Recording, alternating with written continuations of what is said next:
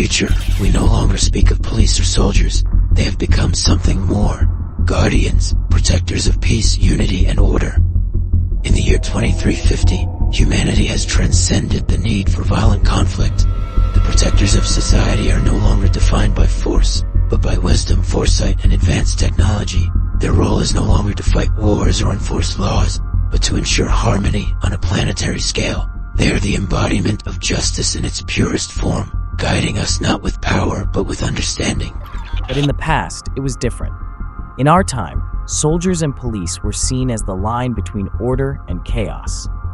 Their strength came not just from their weapons or training, but from their courage, the courage to face uncertainty, to protect even when the odds were against them.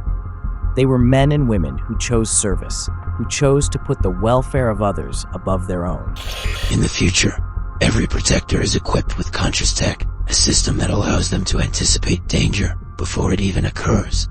With this technology, crimes, conflicts, and disasters are neutralized before they ever take shape. Gone are the days of violence, the days of patrolling streets or guarding borders. Today, we protect not by reacting, but by preventing. The concept of war is a distant memory, one that most of us only know through history archives. The protectors of the future do not wear uniforms, they do not carry weapons. Their tools are intelligence and compassion. Their mission is simple: preserve peace across the globe. But back then, peace was something earned. Soldiers stood at the front lines, not with the certainty of success, but with the determination to stand firm. Police walked the streets, not knowing what dangers lay ahead, but willing to confront them for the safety of others. We didn't have conscious tech, and we didn't have the certainty that the future would always be safe. There was a time when failure and loss were real possibilities, and that's what made those who served so extraordinary. The idea of borders, nations, and territorial disputes, these things no longer exist. The guardians of the future serve not a single country but the entire world. Their loyalty is to humanity, to peace, and to the harmony of our planet. They no longer respond to crisis, they prevent it from happening.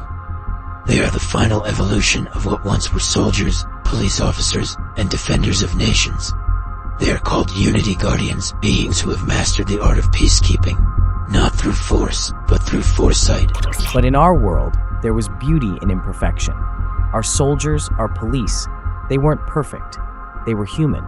They weren't armed with advanced technology or futuristic knowledge. They were armed with heart and honor. They didn't stop conflict before it started, but they were there when conflict came, ready to protect those who couldn't protect themselves. There was a nobility in the risk, a value in standing up even when the outcome wasn't guaranteed.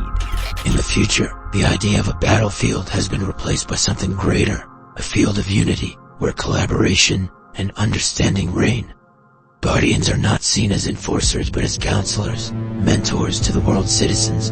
Every individual is encouraged to reach their full potential, to live without fear of conflict or danger. This is the utopia that has been achieved, where the greatest act of service is to ensure that peace never has to be fought for. But back then, peace was fought for. It was something we strived for, not something guaranteed. There was honor in service, in knowing that those who served did so because they believed in something greater than themselves. It wasn't perfect, but it was real. People were trying to be flawless. They were trying to be better.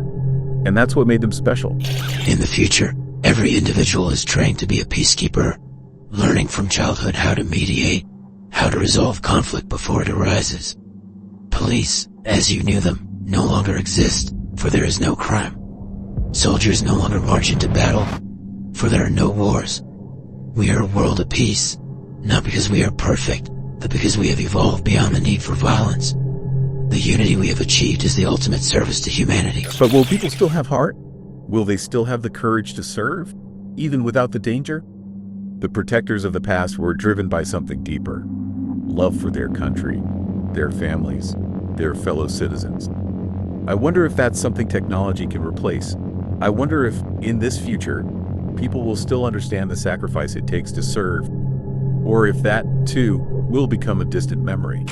The future is one of peace, but it is also one of purpose. Our guardians understand that to serve is not to sacrifice, but to uplift. In the future, service is not about conflict, but about ensuring that conflict never arises. It is not about war, but about nurturing peace. And that, my friend, is the future we have built. And perhaps in that future, you've built something beautiful. But let us not forget the past. Let us not forget the strength of those who stood for peace when peace was not easy. Let us remember that sometimes the greatest service comes not from preventing conflict, but from facing it head on, with courage and with heart.